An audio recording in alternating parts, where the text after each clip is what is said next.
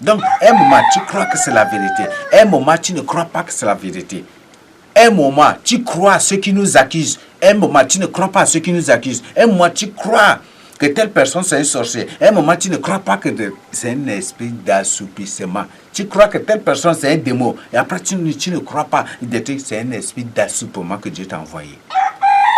Est-ce que tu ne vis pas dans ça?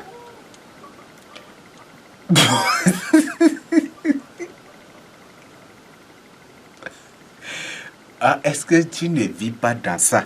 Donc, c'est juste une question que je te pose. Donc, il ne faut pas, c'est une autre. Donc, si tu as cet esprit, un moment, tu crois que c'est la vérité, tu marches vraiment avec le Seigneur, tu crois que c'est la vérité, tu prends, et après un moment, tu ne crois plus, tu doutes, et à un moment, tu crois, un moment, tu ne crois pas, un moment, c'est un esprit d'assouplement que Dieu t'a donné. Et on va découvrir qui sont ceux-là que Dieu leur impose cela. Peut-être il y a des choses dans le passé que tu as faites. Il y a des choses là. Il y a le Seigneur ne donne pas la seule. Et il donne selon les mesures. Et selon ce que tu es. S'il donne l'esprit d'assoupissement, c'est par rapport à ce que tu es. Peut-être dans le passé. Ou peut-être ce que tu es. Et s'il te donne l'endurcissement tant que tel là, c'est par rapport à ce que tu es aussi. Pourquoi Dieu a endurci le pharaon? Il connaissait qui est pharaon. Il connaissait. Il savait qui est pharaon. Je ne vais pas anticiper, mais on verra si le Seigneur permet. Il ne permettra pas que j'oublie cela. Je voudrais partager ici directement, mais on verra ça après. On va vous présenter. Pourquoi Dieu a endurci? Ceux que Dieu a endurci ne sont pas de n'importe qui. Et ceux que Dieu, les aveugles ne sont pas de n'importe qui. Il y a ce qu'on appelle aveuglement. Ne confondez pas. Peut-être on va trouver que ce sont des synonymes et ça explique même chose. Assoupissement, assoupissement, aveugle, aveuglement, endurcissement, incrédulité. Vous allez trouver peut-être ces mêmes choses. Non, oui, c'est même chose. Mais, mes frères et sœurs, ce que tu dois comprendre, il faut prendre ton temps de la méditation, la parole de Dieu. Il faut vraiment avoir l'esprit de Dieu pour comprendre des choses. Il y a l'incrédulité aussi. Il y a l'endurcissement. Il y a l'aveuglement. Il y a l'assoupissement. Il y a le sommeil. Et le Seigneur même parle de ceux qui dorment encore. C'est pourquoi on dit dans Éphésiens 5 ou comme on dit, réveille-toi, toi qui dors, n'est-ce pas? Il y a ceux qui dorment. Mes frères, c'est différentes choses, selon les catégories des gens et selon la nature de chacune de ces personnes, selon la vie de chacune de ces personnes que Dieu donne. Et selon la gravité, ce qu'ils sont faits, peut-être dans le passé, ce qu'ils sont, et c'est comme ça. Là, c'est pas si Dieu te donne ce qu'on appelle le sommeil spirituel ou dormir spirituel, c'est pas n'importe qui et c'est pas n'importe quel peuple. Le Seigneur te donne assoupissement. C'est pas n'importe qui, c'est pas n'importe quel peuple. Et si vous voulez, je viendrai avec un enseignement précieux sur ça. Et si le Seigneur t'a aveuglé, la Bible dit qu'il a aveuglé leur yeux. N'est-ce pas? Si le Seigneur t'a aveuglé, c'est pas n'importe qui, n'importe quel peuple. Si le Seigneur t'a assoupi, il t'a donné l'esprit d'assoupissement, c'est pas n'importe qui, c'est pas n'importe quel peuple. Et si le Seigneur t'a endurci, c'est pas n'importe qui et c'est pas n'importe quel peuple. Mais tous ces termes-là, assoupissement, incrédulité, dormir spirituellement, somnoler et incrédulité, tout cela, ça se regroupe dans l'endurcissement. Mais ce sont les différentes branches de l'endurcissement. Et c'est ça, ce sont ces différentes branches ou formes de l'endurcissement-là qu'aujourd'hui c'est regroupé ou c'est formé que Christian en a fait aujourd'hui ce qu'on appelle là, les doctrines religieuses, les doctrines pentecôtistes, adventistes, baptistes, ACT, AC, assemblée, ceci, littéraire de trucs. Vous ne comprenez même pas. Et ce n'est pas n'importe quel peuple. Si je parle de baptiste, dans même les dénominations où on va baptiste, ce n'est pas n'importe quelle tribu d'Israël qui se trouvent dans n'importe quel truc. Et si vous voulez, je vais vous présenter ces mystères-là avec vous. Et c'est plus facile de découvrir les Lévites. C'est plus facile de découvrir les Lévites, de découvrir les gens de telle tribu, de Juda, c'est plus facile de les découvrir. À travers même les soi-disant dénominations créées. Apostolique, c'est très facile comme ça. Là, vous comprenez déjà, n'est-ce pas? Donc, réveillez-vous, ce n'est pas encore tout ça. Donc, c'est plus facile. Donc, moi, déjà, quand on dit assemblée chrétienne, je sais déjà les tribus. La tribu qui aime beaucoup, la tribu, parce que cette doctrine, ce n'est pas créé comme ça. Non, c'est basé sur ce traité.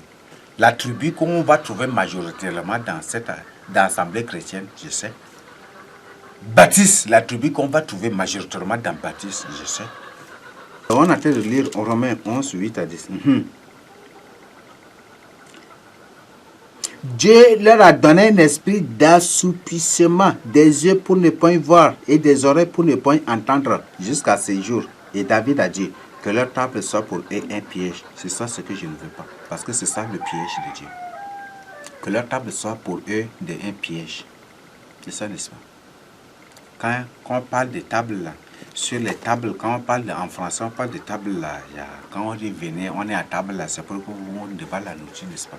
Donc, la nourriture, les fausses paroles de Dieu, des fausses croyances dont tu vis quotidiennement, que cela devienne un piège pour te détruire toi-même, pour te tuer.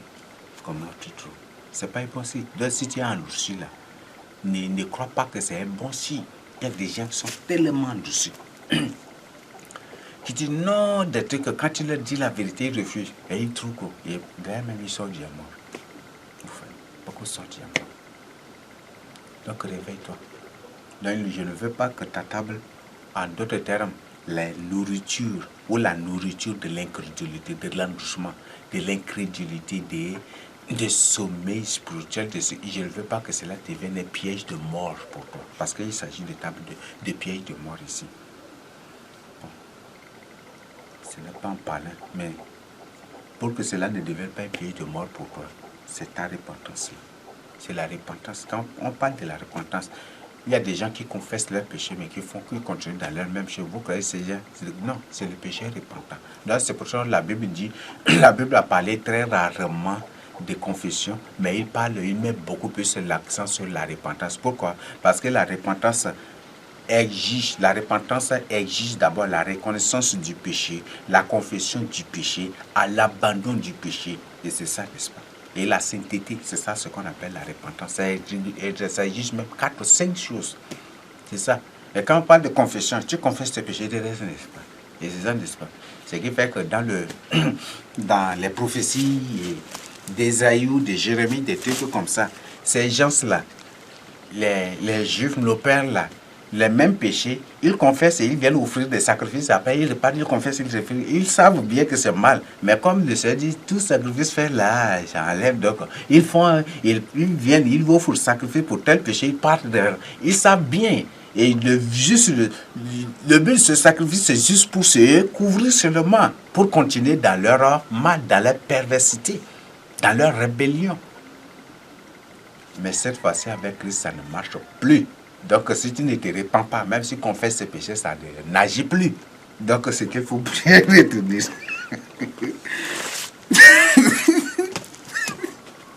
Là, lisez la Bible, méditez la parole de Dieu, et vos yeux s'ouvriront sur des choses. Nous continuons. Que leur table soit pour eux un piège, un filet, une occasion de chute et une rétribution. Cette rétribution, ça symbolise la mort, la destruction. Réponds-toi pour ton salut. Que leurs yeux soient obscurcis pour ne point voir et tiennent leur dos continuellement courbé. C'est pas bon. Réponds-toi pour ton salut. Ça, c'est Romains 11, 8 à 10 qui nous dit. Nous lisons maintenant Romains 12, 37 à 43. Ah, veuillez m'excuser, c'est Jean 12 d'abord. Qu'est-ce que j'ai dit?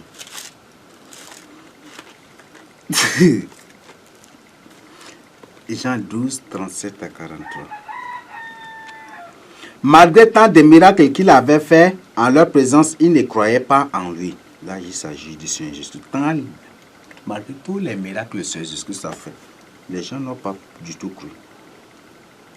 Afin que s'accomplisse la parole d'Ésaïe, le prophète, qu'Ésaïe, le prophète, a annoncé. Ésaïe, c'est que vous devez comprendre. Ésaïe, le vrai nom de Ésaïe, c'est Asaïe. C'est Asaïe, non? Ou Asaïa d'abord. Asaïa. Ou Asaï. Donc, Asaï, comment vous trouvez Asaï? Ça nous avons un bâton, des trucs comme ça. Mais Asaï, ça suffit. Quand Asaï, si j'ai ajouté K, ça devient Kasaï. Il y a Kasaï ici au Tchad. Et il y a même dans leur Zaïre, là, il y a dans le Zaïre, ou dans leur soi-disant Congo là-bas, il y a Kasaï là-bas aussi. Et il y a Kasaï ici au Tchad. Et presque, je vous donne comme information, presque les villes, les quartiers, tous les quartiers, les grands quartiers de SAR que vous voyez là, leurs noms sont là dans la Bible. Ça va vous surprendre. Ce sont des quartiers qui portent des noms bibliques. Quartier Maroc, nous avons Maroc là-bas. Quartier de Sissi, nous avons Sissi. Ce sont le nom des quartiers du SAR là, de la ville de SAR là. Vous trouvez vraiment ces quartiers qui ont au moins des noms bibliques ici. Ce sont là. Et dans le moyen chari géographique, vous allez trouver des villes comme Moscou. Ça va vous surprendre, des villes comme Moscou. Ça, c'est dans le moyen chari géographique. Vous allez trouver des villes comme Moscou. Vous allez trouver des villes comme Damas ou des grands villages. Quand je parle de villages, c'est des grands villages. Et quand je parle de villes, c'est des grands villages. Donc, Moscou, Damas, Syrie, Nassisi, vous allez trouver ça là, presque ici dans le moyen chari. Comment vous trouvez? Il y a Moscou, il y a beaucoup d'autres gloires là. Vous faites comment vous trouvez? Nous continuons. Verset du 28, afin que s'accomplisse la parole qu'Ésaïe le prophète a prononcée. Seigneur, qui a cru à notre prédication? Qui a cru à notre prédication? Malgré tout ce qu'on partage avec vous. Qui sont ces gens-là qui ont véritablement cru? Vous là qui suivez partout des trucs comme ça. Vous écoutez, n'est-ce pas? Mais vous ne comprenez pas. Vous ne mettez pas en pratique. C'est ça, n'est-ce pas? Qui a pris? C'est pas surprenant. Et à qui le bras du Seigneur a-t-il été révélé? Aussi, ne pouvait-il pas croire parce que Ésaïe a dit encore, il a aveuglé leurs yeux, il a endurci leur cœur. Vous écoutez les mêmes mots, n'est-ce pas? De peur que la Bible dit, il a aveuglé leurs yeux. C'est Dieu lui-même. Il ici, c'est Dieu lui-même. Dieu lui-même a aveuglé leurs yeux. Dieu lui-même a endurci leur cœur. De peur qu'ils ne voient des yeux, qu'ils ne comprennent du cœur, et qu'ils ne se convertissent et que je ne les guérisse. Donc, Dieu lui-même qui a endurci leurs yeux, qui a aveuglé leurs yeux, qui a endurci leur cœur pour qu'ils ne se repentent pas. Et en ne se repentant pas, lui-même, Dieu il ne va pas les sauver, il ne va pas les guérir, il ne va pas les sauver de l'enfer. C'est ça, n'est-ce pas? Donc, répondons. 41. Ésaïe dit ces choses lorsqu'il vit sa gloire et qu'il parla de lui. Donc, il dit ces choses parce qu'il a vu la gloire de Seigneur Jésus-Christ, ce qu'il était. Et c'est du Seigneur Jésus-Christ, de Dieu qu'il est en train de parler. Cependant, même parmi les chefs, plusieurs crurent en lui. Mais à cause des pharisiens, ils n'en faisaient pas l'aveu, dans la crainte d'être exclus de la synagogue. Beaucoup de pasteurs, et même Dieu m'a dit, c'est la vérité que nous partageons avec les hommes. Mais ils refusent de présenter. Il y a certains qui ont peur de présenter cela avec les autres. Il y a certains qui ne veulent pas. Et qui ont peur de présenter, de peur d'être exclus, de peur d'être chassés de leur église, renvoyés de leur église, de l'église qu'ils dirigent. Vous voyez ça, comment vous trouvez? C'est ça le parti des pharisiens, n'est-ce pas? Car ils aimaient la gloire des hommes plus que la gloire de Dieu. Ne cherche pas la gloire des hommes, mes frères et sœurs. Cherche plutôt la gloire de Dieu. Si tu veux être vu par les hommes, glorifié, applaudi, acclamé par les hommes, tu deviens une abomination, tu seras rejeté. Le Seigneur dit, ne m'étends pas. Ne cherche pas à être... Ne cherche pas du tout la gloire des hommes, cherche plutôt la gloire de Dieu. Or, Jésus s'étant écrié, celui qui croit en moi, non pas en moi, mais en celui qui m'a envoyé. Celui qui croit en moi croit, non pas en moi, mais en celui qui m'a envoyé. Et celui qui me voit, voit celui qui m'a envoyé. Je suis venu comme une lumière dans le monde, afin que quiconque croit en moi ne demeure pas dans les ténèbres. Si quelqu'un entend mes paroles et ne les garde point, ce n'est pas moi qui le juge, mais ce n'est pas moi qui le juge, car je suis venu non pour juger le monde, mais pour sauver le monde. Le verset 48. Celui qui me rejette et qui ne reçoit pas mes paroles à son juste, la parole que j'ai prononcée, c'est elle qui le jugera au dernier jour. Donc, qu'est-ce que le Seigneur nous dit par là? Donc, si tu écoutes la parole de Dieu, tu ne le mets pas en pratique, tu as ton juste. Donc, c'est la parole de Dieu que tu écoutes là qui va te juger et condamner à la fin du temps. C'est cette parole que je te prêche là. C'est la vérité que je partage avec toi là, qui va te juger, qui est ton juge, qui va te juger et te condamner pour l'éternité, dans le lac de feu ou dans l'étang de feu et du feu. Alors, quelle est ta décision? Prends une décision pour ton salut au nom de Jésus-Christ. Donc, nous lisons Jérémie 5:21 pour voir, pour découvrir ce que Jérémie lui-même a dit ici. Jérémie 5:21, qu'est-ce que c'est dit? Écoutez ceci, peuple insensé, et qui n'a point de cœur. Ils ont des yeux, ils ne voient point. Ils ont des oreilles, ils n'entendent point. Donc c'est Dieu lui-même qui endurcit ici. Nous lisons maintenant Romains 9, 14 à 27. Romains 9, 14 à 27. À 24, vous voyez, chiffre 14, chiffre parfait. 24, encore, chiffre encore, vous voyez ça. C'est pas vrai. Allez.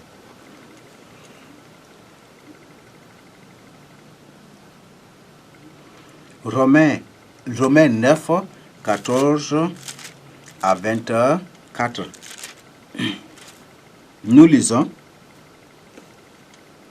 Car il dit à Moïse, je ferai miséricorde à qui j'ai fait miséricorde, et j'aurai compassion de qui j'ai compassion.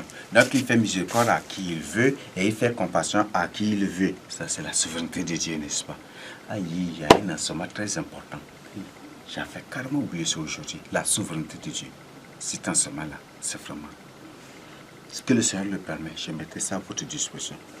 Ainsi donc, cela ne dépend ni de celui qui veut, ni de celui qui court, mais de Dieu qui fait miséricorde. C'est ça, n'est-ce pas?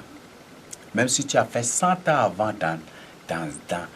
comme pasteur, non, ça, c'est pas ça. Ce n'est pas l'ancienneté que Dieu cherche. Dieu ne cherche pas de l'ancienneté. Et peut-être c'est par ça que tu es complètement détruit. Tu sais, une chose que tu dois comprendre. Tout ministère là, c'est le début du ministère qui prouve ce qu'est le ministère, la personne. Peut-être tu as commencé par un mensonge, par des idées sataniques, par des projets, des trucs sataniques. Ça ne va même pas. C'est des choses. Et ce qui fait que tu deviens pire païen, pire que l'antichrist encore aussi. Même ces gens-là, c'est terrible. Car l'Écriture dit à Pharaon, je t'ai suscité à dessein pour montrer en toi ma puissance et en fait que mon nom soit publié par toute la terre. Donc Dieu a suscité David. Et Dieu a suscité Pharaon à dessein pour publier, pour que par lui il publie sa puissance, il démontre sa puissance, il montre sa puissance partout sur la terre. Alors qu'est-ce que tu comprends par cela? Il y a un problème, n'est-ce pas? Donc, pour dire qu'il y a des gens qui sont nés spécialement sur la terre, juste. Ils sont nés endurcis juste pour que par eux, Dieu démontre sa puissance, pour que par eux, pour que par leur endurcissement, Dieu montre sa puissance, Dieu se présente à Dieu. Et qu'en dehors de lui, il n'y a pas du tout d'autre Dieu. C'est ça qui t'anime. C'est ça, n'est-ce pas? C'est là qui se sont levés pour des trucs comme ça. On a prié Dieu à démontrer sa puissance pour leur prouver que c'est le véritable Dieu que nous servons, que nous adorons, que nous témoignons. Et Dieu les a montrés. Beaucoup sont déjà morts, n'est-ce pas? et les yeux des gens sont ouverts, n'est-ce pas? Enfin, donc, Dieu, il y a des gens qui sont nés ainsi. Peut-être toi-même, tu es né endurci ainsi. Et c'est comme ça, Dieu t'a suscité ainsi. Dieu t'a créé ainsi endurci. Dieu t'a fait naître endurci ainsi sur la terre. Puisque tu n'as pas l'amour de la vérité. Tu aimes que le mal. Tu n'aimes que le mensonge. Tu n'aimes que tu n'aimes que les fausses accusations. Tu n'aimes pas. Même tu marches avec le Seigneur, c'est juste pour les choses de ce monde. Dieu peut t'endurcir. Et pour que, par ton endurcissement, là, il montre sa puissance, il témoigne, il prie. Peut-être en te frappant terriblement. Quand tu racontes de mensonges, Dieu te frappe terriblement. Les yeux des hommes s'ouvrent, n'est-ce pas? Et ils disent, ah, donc, ce Dieu-là, il fait cela. Et s'il est frappé ainsi, c'est Dieu. Et les gens commencent, et ils disent, ah, Dieu est vivant, Dieu vraiment. Et c'est ça, n'est-ce pas? C'est ce que les gens témoignent partout aussi. Donc, répands-toi pour ton salut. Peut-être frappe de maladies terribles. Ou peut-être avant tu travaillais bien et par la suite le Seigneur te chasse du travail. Ou tu es frappé, tu es renvoyé du travail. Ou peut-être avant tu es bien quelque part, mais quand tu commences déjà, tu es mis dehors, tu souffres là, où le Seigneur te frappe de mort, tu es parti. Et c'est fini, n'est-ce pas? C'est fini, n'est-ce pas? Il y a des gens qui faisaient des gros dos. Ici au sud, il y a des gens qui faisaient des gros dos, mais par la suite le Seigneur les a frappés. Sont dépouillés. Ils marchent, c'est eux qui deviennent des pires mendiants. Des trucs, vous voyez. Comment dire ça? Et par eux, à travers ça, beaucoup de yeux des âmes se sont réveillés, se sont ouverts, n'est-ce pas? Et beaucoup sont morts aussi. Les gens les a frappés de mort, ils sont morts, ils sont partis. Les yeux des gens sont ouverts aussi, n'est-ce pas? Donc si tu as endurci là, ton endurcissement ne détruira que toi-même. Donc réveille-toi. D'ailleurs, ceux-là qui ne sont pas parmi nous, ceux-là qu'on a chassés, on a tout, même non-Dieu, on pousse même offre de soulagement parce qu'on respirait bien. On n'était plus craintif comme avant lorsqu'ils étaient avec nous. On ne craint pas pour nous, mais on craint pour les brebis faibles qui sont en train de combattre, et les brebis faibles qu'ils ont subliés pour détruire. Mais quand ils sont plus avec nous, on est content. On est là, la nuit, vraiment, on est vraiment concentré sur la méditation, la parole de Dieu. Là, on est vraiment, il n'y a pas de problème. La nuit, on est là tranquillement, vraiment, il n'y a pas de souci, pas d'inquiétude. Réveille-toi pour tout ça. Nous continuons. Le verset 15. Car il dit à Moïse, je ferai miséricorde à qui je fais miséricorde et j'aurai compassion de qui j'ai compassion. Le Seigneur élève qui il veut et il abaisse qui il veut. Aujourd'hui, les gens ne croient même pas à cela. Il y a des gens, des terribles ignares, des gens qui sont comment, je ne sais pas. Mais ils ne sont même pas des serviteurs de Dieu, ils ne sont même pas enfants de Dieu. Qui disent, le Seigneur a dit que c'est Jean-Baptiste qui est le seul homme le plus grand, qui est élevé, qu'il n'y a personne de plus grand que Jean-Baptiste, de plus grand que Jean-Baptiste, il raconte. Mais vous ne comprenez même pas, mes frères et sœurs, vous ne méditez même pas la parole de Dieu. Vous ne comprenez même pas de quoi le Seigneur parle. Et que c'est Jean-Baptiste seul qui est l'homme le plus grand. Ces gens-là font vraiment honte, mes frères et sœurs. C'est terrible. Il n'y a pas un homme plus... Il n'y a pas un homme plus grand que Jean-Baptiste. C'est sorti de la bouche du Seigneur. Mais vous ne comprenez même pas, mes frères et sœurs. Vous ne savez même pas ce que vous dites. Vous lisez, mais vous ne comprenez pas. C'est ce que le Seigneur a dit.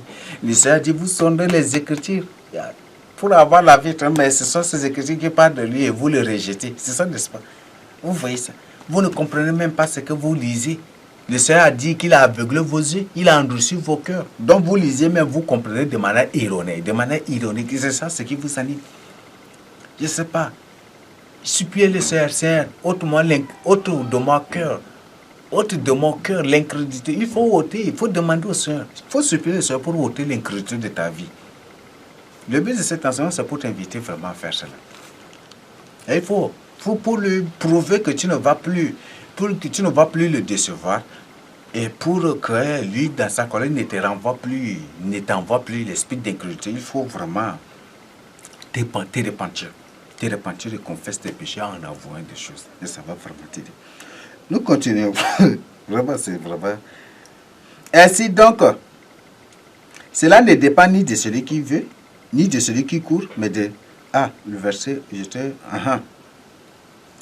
Ah, ainsi donc, cela ne dépend ni de celui qui veut, ni de celui qui court, mais de Dieu qui fait miséricorde. Car l'Écriture dit à Pharaon, je t'ai suscité à dessein pour montrer en toi ma puissance et afin que mon nom soit publié sur toute la terre. Ainsi, il fait miséricorde à qui il veut et il endurcit qui il veut. Il fait miséricorde à qui il veut et il endurcit qui il veut. Dieu endurcit.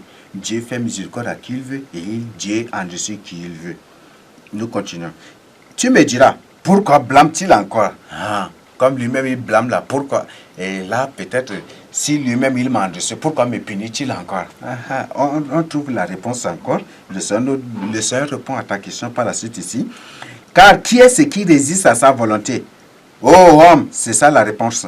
Oh homme, toi plutôt, qui es-tu pour contester avec Dieu? Il y a beaucoup d'autres versets que je peux te donner pour compléter ça. Pour contester avec Dieu. Le vase d'argile dira-t-il à celui qui l'a formé, pourquoi m'as-tu fait ainsi? Pourquoi m'as-tu créé endurci ici? Pourquoi tu m'as fait naître endurci, incrédule ainsi? Et pourquoi? Est-ce que tu m'as dit ça à Dieu? C'est Dieu qui a décidé, n'est-ce pas? C'est pourquoi rendre des actions de grâce à Dieu. Toi là que le Seigneur t'a saisi, toi qui marches vraiment, véritablement avec le Seigneur, qui marche dans la sanctification, qui vraiment est réellement converti, qui n'aime que la vérité, qui ne marche qu'avec la vérité, qui ne marche qu'avec le Seigneur jusque ça. Rends des actions de grâce. Tu as une grâce particulière. Tu as une vase d'or, un vase d'or, tu as un vase d'argent. C'est un vase d'usage utile, un vase utile à Dieu. Mais il y a des vases inutiles, des vases d'usage vil que Dieu lui-même a créés. Ce sont des humains aussi, mais qui sont d'usage vil devant Dieu. Et c'est ça. Et ce sont des gens qui sont nés ainsi, endurcis, incrédules. Et comme ça seulement. Ce ne sont pas des démons, mais des gens, des humains, mais que Dieu sera fait comme ça. Donc, toi qui vis, marche avec le Seigneur Jésus-Christ, tiens à deux mains. Ne te décourage pas du tout, quel soit ce qu'ils disent ou ils racontent sur toi. Ne te décourage pas. D'ailleurs, même le but de tout ce qu'ils disent et racontent sur toi, c'est pour te décourager. Pour te décourager, pour que tu lâches et pour que ne les écoute pas du tout. Tiens ferme. La Bible dit celui qui persévère jusqu'à la fin sera sauvé. Persévère jusqu'à la fin pour ton salut. Amen. Tu me diras, pourquoi blâme-t-il encore? J'ai ça sur le verset 20. Le verset 21, le potier n'est-il pas maître de l'argile pour faire avec la même masse un vase d'honneur et un vase d'un usage vil? Et que dire si Dieu voulait montrer sa colère et faire connaître sa puissance à supporter avec une grande patience des vases de colère formés pour la perdition, et s'il a voulu faire connaître la richesse de sa gloire envers les vases de miséricorde qu'il a d'avance préparés pour la gloire. Donc, dans toute la terre, il y a des vases d'usage vil, il y a des âges d'honneur que Dieu a créés.